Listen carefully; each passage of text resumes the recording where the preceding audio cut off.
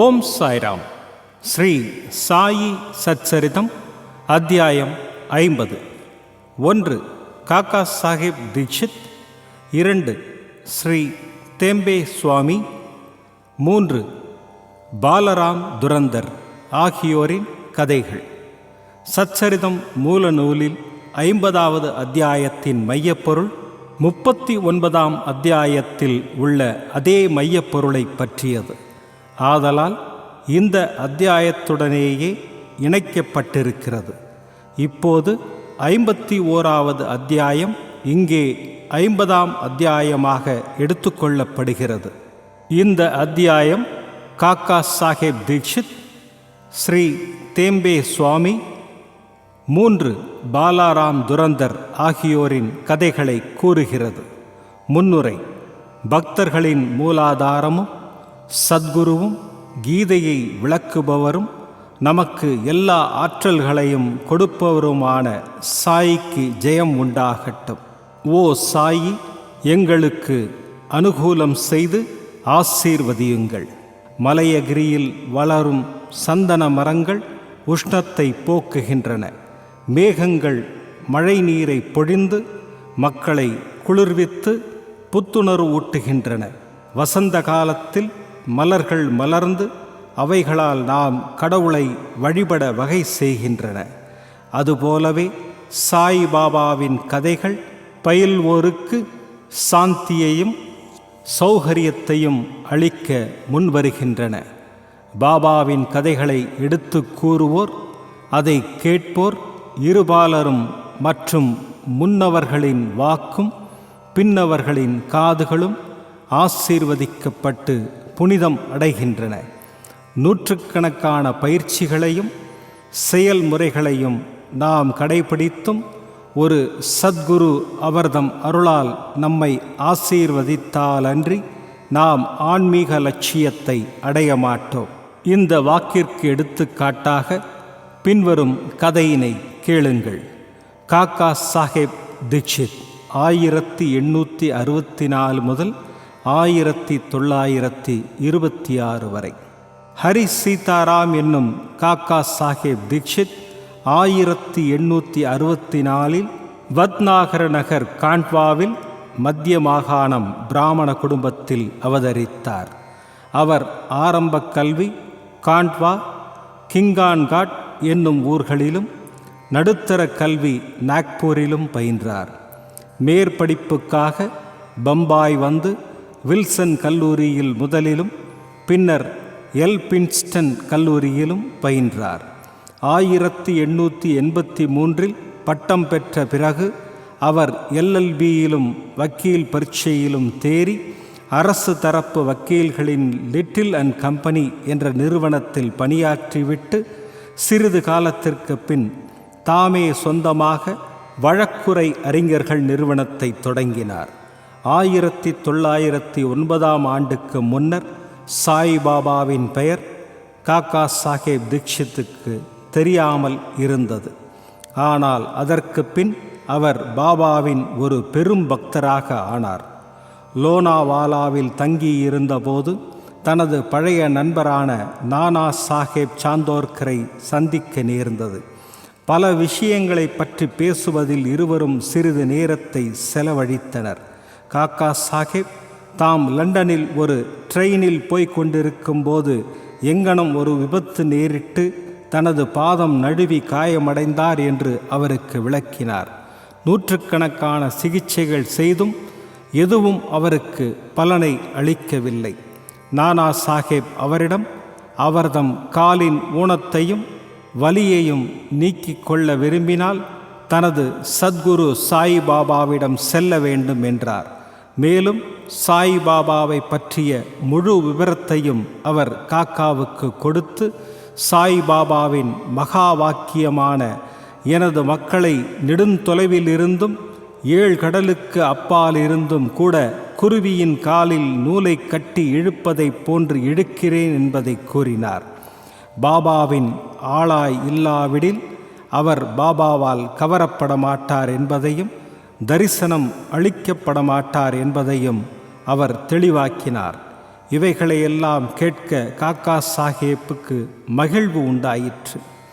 தாம் பாபாவிடம் போவதாகவும் அவரை தரிசித்து பிரார்த்தித்து கால் ஊனத்தை அவ்வளவாக குணமாக்காவிடினும் ஊனமான ஓடித்திரியும் மனத்தை ஒழுங்காக குணப்படுத்தி தமக்கு எல்லையற்ற பேரின்பத்தை நல்கும்படியும் வேண்டிக் கொள்ளப் போவதாகவும் கூறினார். சில நாட்களுக்கு பிறகு பம்பாய் கீழ் சட்டசபையில் தமக்கு ஒரு இடம் கிடைப்பதற்காக ஓட்டுகள் பெறும் நோக்குடன் அகமத் நகர் சென்று சர்தார் காக்கா சாஹேப் மிரீகருடன் தங்கினார். காக்கா சாஹேப் மிரீகருடைய புதல்வரான பாலா சாஹேப் மிரீகர் என்னும் கோபர்காவனின் மம்லத்தார் அச்சமயத்தில் அகமத் நகருக்கு அவ்விடத்தில் நடைபெற்ற குதிரை கண்காட்சியை காணும் பொருட்டு வந்தார். தேர்தல் வேலை முடிந்ததும் காக்கா சாஹேப் தீக்ஷித் ஷீரடி செல்ல விரும்பினார். தந்தையும் மகனுமாகிய இரு மிரீக்கர்களும் அவருடன் அனுப்புவதற்கு ஒரு தகுதியான ஒழுங்கான வழிகாட்டியாக யாரை அனுப்பலாம் என்று தங்கள் இல்லத்தில் யோசித்து கொண்டிருந்தனர். ஷீரடியில் சாய்பாபா அவரின் வரவேற்புக்கான ஏற்பாடுகளை செய்து கொண்டிருந்தார். ஷாமாவுக்கு அவரின் மாமனாரிடமிருந்து ஷாமாவின் மாமியார் தீவிரமாக காய்ச்சலாக இருப்பதையும் ஷாமா தனது மனைவியுடன் அவளை காண அகமத் நகர் வரவேண்டும் என்றும் ஒரு தந்தி வந்தது. ஷாமா பாபாவின் அனுமதியுடன் அங்கு வந்து தனது மாமியார் முன்னைவிட இப்போது நலமாகி வருவதைக் கண்டார். நானா சாஹேப் பான்சேயும் அப்பா சாஹேப் கத்ரேயும் அவர்கள் குதிரை கண்காட்சிக்கு போகும் வழியில் ஷாமாவை கண்டு அவரை மிரீகரின் வீட்டுக்கு சென்று காக்கா சாஹேப் தீக்ஷித்தை பார்த்து ஷீரடிக்கு அவரையும் உடனழைத்து செல்லும்படி கூறினார்கள். காக்கா சாஹேப் தீக்ஷித்துக்கும் மிரீகர்களுக்கும் கூட ஷாமாவின் வருகை தெரிவிக்கப்பட்டது. மாலையில் ஷாமா மிரீகர்களிடம் வந்தார். அவரை அவர்கள் காக்கா சாஹேப் தீக்ஷித்திற்கு அறிமுகப்படுத்தினர். ஷாமா காக்கா சாஹேப் தீக்ஷித்துடன் இரவு 10 மணி ரயில் வண்டியில் கோபர்காவனுக்கு செல்வதென ஏற்பாடு செய்யப்பட்டது. இது முடிவானதும் ஒரு விசித்திர நிகழ்ச்சி நடைபெற்றது. பாலா சாஹேப் மிரீகர் பாபாவின் படத்தின் மீது இருந்த திரையை அகற்றிவிட்டு அதை காக்கா சாஹேப் தீக்ஷித்திற்கு காண்பித்தார். யாரை பார்க்க ஷீரடிக்கு போகப் போகிறாரோ அவர் அவ்விடத்திலேயே தமது சித்திர ரூபத்தில் வரவேற்க இருந்ததைக் கண்டு அவர் ஆச்சரியப்பட்டார். அவர் மிகவும் மனமுருகி படத்தின் முன் வீழ்ந்து பணிந்தார். அப்படம் மேகாவினுடையது. அதன் மேல் உள்ள கண்ணாடி உடைந்து விட்டதால் பழுது பார்க்க அது மிரீக்கர்களிடம் அனுப்பப்பட்டிருந்தது. தேவையானபடி பழுது பார்க்கப்பட்டு விட்டபடியால் படத்தை இப்போது ஷாமாவிடமும் காக்கா சாஹேப்பிடமும் அனுப்புவது என்று தீர்மானிக்கப்பட்டது. 10 மணிக்கு முன்னரே அவர்கள் ரயில் நிலையத்திற்கு சென்று நுழைவுச் சீட்டு வாங்கி கொண்டனர். ஆனால் வண்டி வந்ததும் 2ஆம் வகுப்பு மிகவும் கூட்டமாக இருப்பதையும் அவர்களுக்கு இடம் இல்லாதிருப்பதையும் அறிந்தனர். அதிர்ஷ்டவசமாக அந்த வண்டியின் கார்டு காக்கா சாஹேப்பின் நண்பராக இருந்தார். அவர்களை முதல் வகுப்பில் அமர்த்தினார். இவ்வாறாக அவர்கள் சௌகரியமாக பிரயாணம் செய்து கோபர்காவனில் இறங்கினார்கள். ஷீரடிக்கு செல்ல நானா சாஹேப் சாந்தோர்கரும் அங்கு வந்திருப்பதை அவர்கள் கண்டபோது அவர்களின் மகிழ்ச்சிக்கு எல்லை இல்லை. காக்கா சாஹேப்பும் நானா சாஹேப்பும் ஒருவரை ஒருவர் கட்டி தழுவிக் கொண்டனர். பிறகு புனித கோதாவரியில் நீராடிய பின்னர் அவர்கள் ஷீரடிக்கு புறப்பட்டனர். அங்கு போய் சேர்ந்து பாபாவின் தரிசனத்தை பெற்றவுடன் காக்கா சாஹேப்பின் மனது உருகியது. அவர் கண்கள் குளமாயின. அவர் மகிழ்ச்சி பெருக்கில் மூழ்கடிக்கப்பட்டார். பாபா அவரிடம் தாம் கூட அவருக்காகவே காத்து கொண்டிருந்ததாகவும் அவரை வரவேற்பதற்காகவே ஷாமாவை முன்னால் அனுப்பியதாகவும் கூறினார். பின்னர் காக்கா சாஹேப் பல சந்தோஷமான வருடங்களை பாபாவின் கூட்டுறவில் கழித்தார். ஷீரடியில் அவர் ஒரு வாதா அதாவது சத்திரம் கட்டினார். ஏறக்குறைய அதையே நிரந்தர வாசஸ்தலமாக ஆக்கிக் கொண்டார். பாபாவிடமிருந்து அவர் பெற்ற அனுபவங்கள் எண்ணற்றவை ஆதலால் அவைகளையெல்லாம் கூறுவதற்கு இங்கு இடமில்லை. இது குறித்து சாய் லீலா சஞ்சிகை தொகுப்பு 12 எண் 6, 7, 8, 9 காக்கா சாஹேப் தீக்ஷித் சிறப்பு மலரை பார்க்குமாறு வாசகர்கள் கேட்டுக்கொள்ளப்படுகிறார்கள். ஒரே ஒரு உண்மையை கூறி இந்த விஷயத்தை முடித்து கொள்கிறோம். பாபா அவரை நான் உன்னை புஷ்பக விமானத்தில் எடுத்துச் செல்கிறேன் என்று கூறியிருந்தார். அதாவது மகிழ்வான மரணத்தை அவருக்கு கொடுத்தல். இது உண்மையாயிற்று. 1926ஆம் வருடம் ஜூலை மாதம் 5ஆம் தேதி அவர் ஹேமத் பந்துடன் ரயிலில் செல்லும்போது சாய் பாபாவை பற்றி பேசிக்கொண்டிருந்தார். அவர் நினைவிலேயே ஆழ்ந்திருந்தார். திடீரென தனது கழுத்தை ஹேமத் பந்தின் தோள்களில் சாய்த்து எவ்வித வலியோ அசௌகரியமோ இன்றி காலமானார். ஸ்ரீ தேம்பே சுவாமி. ஞானிகள் ஒருவருக்கொருவர் சகோதர பாசத்துடன் எங்கனம் நேசித்து கொள்கிறார்கள் என்பதை விளக்கும் அடுத்த கதைக்கு வருவோம். ஸ்ரீ வாசுதேவானந்த் சரஸ்வதி என்ற தேம்பே சுவாமி என்பார் ஒருமுறை ஆந்திராவில் கோதாவரி கரையிலுள்ள ராஜமகேந்திரகிரியில் வந்து தங்கியிருந்தார். அவர் பக்தியும் வைதீகமும் உடைய ஞானியாகவும் யோகியாகவும் இறைவனாகிய தத்தாத்ரேயரின் பக்தருமாக விளங்கி வந்தார். நிஜாம் ராஜ்யத்தைச் சேர்ந்த நாந்தேட் நகரின் வக்கீலான ஸ்ரீ புண்டலிக் ராவ் என்பவர் சில நண்பர்களுடன் அவரை காணச் சென்றிருந்தார். அவர்கள் அவருடன் பேசிக்கொண்டிருந்த போது ஷீரடி சாய்பாபா முதலிய பெயர்கள் தற்செயலாக அப்பேச்சின் போது கூறப்பட்டன. பாபாவின் பெயரை கேட்டதும் சுவாமி கைகளால் வணங்கி ஒரு தேங்காயை எடுத்து அதை புண்டலிக் ராவிடம் கொடுத்து, என் வணக்கங்களுடன் சகோதரர் சாயியிடம் இதை சமர்ப்பித்து விடுங்கள், என்னை மறந்துவிடாமல் என்மேல் அன்புடன் இருக்கச் சொல்லுங்கள் என்றார். மேலும் சுவாமிகள் பொதுவாக யாரையும் வணங்குவதில்லை. ஆனால் இவ்விஷயத்தில் இந்த விதிவிலக்கு செய்யப்பட வேண்டுமென்றும் கூறினார். புண்டலிக் ராவ் தேங்காயையும் செய்தியையும் பாபாவிடம் எடுத்துச் செல்ல சம்மதித்தார். பாபாவை சகோதரன் என்று இந்த சுவாமி அழைப்பது சரியே. ஏனெனில் அவருடைய வைதீக சம்பிரதாயப்படி அக்னிஹோத்திரம் என்ற புனித நெருப்பை இரவும் பகலும் அவர் காத்து வந்ததைப் போலவே பாபாவும் தமது அக்னிஹோத்திரத்தை, அதாவது துனியை, மசூதியில் எப்போதும் எரிய விட்டு கொண்டிருந்தார். 1 மாதத்திற்கு பின்னர் புண்டலிக் ராவும் மற்றவர்களும் தேங்காயுடன் ஷீரடிக்கு புறப்பட்டு மண்மாடை வந்தடைந்தனர். தாகமாக இருந்ததால் ஓர் ஓடைக்கு தண்ணீர் பருகச் சென்றனர். வெறும் வயிற்றில் தண்ணீர் குடிக்கக்கூடாதாகையால் கொஞ்சம் சிவடா என்ற காரம் கலந்த அவலை சிற்றுண்டியாக உட்கொண்டனர். அது அதிக காரமாக இருந்ததால் யாரோ ஒருவர் தேங்காயை உடைத்து தேங்காய் பூவை அதனுடன் கலந்து விடலாம் என்று கூறி அதேபோல் செய்தும் விட்டார். சிவடாவை அதிக சுவை உள்ளதாகவும் நாவுக்கு ருசி உள்ளதாகவும் செய்து கொண்டனர். துரதிருஷ்டவசமாக அந்த தேங்காய் புண்டலிக் ராவிடம் ஒப்படைக்கப்பட்ட தேங்காயாக இருந்தது.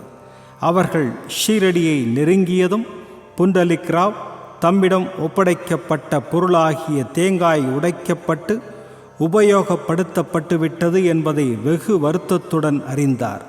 பயந்து நடுங்கிக் கொண்டு ஷீரடி வந்து சாய் பாபாவை பார்த்தார்.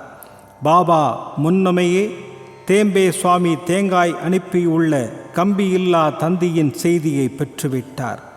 பாபா தாமாகவே தமது சகோதரன் கொடுத்து அனுப்பியுள்ள பொருளை முதலில் கொடுக்கும்படி புண்டலிக் ராவிடம் கேட்டார். அவர் பாபாவின் பாதங்களை பிடித்து கொண்டு தமது குற்றத்தையும் கவனமின்மையையும் கூறி மனம் வருந்தி பாபாவின் மன்னிப்பை வேண்டினார். மற்றொரு தேங்காயை அதற்கு பதிலாக கொடுத்து விடுவதாக கூறினார். ஆனால் அத்தேங்காய்க்கு இணையாக வேறொன்றை ஈடு செய்ய முடியாதென்றும் சாதாரண காயை காட்டிலும் பல மடங்கு அது உயர்ந்ததென்றும் கூறி பாபா அதை பெறுவதற்கு மறுத்துவிட்டார்.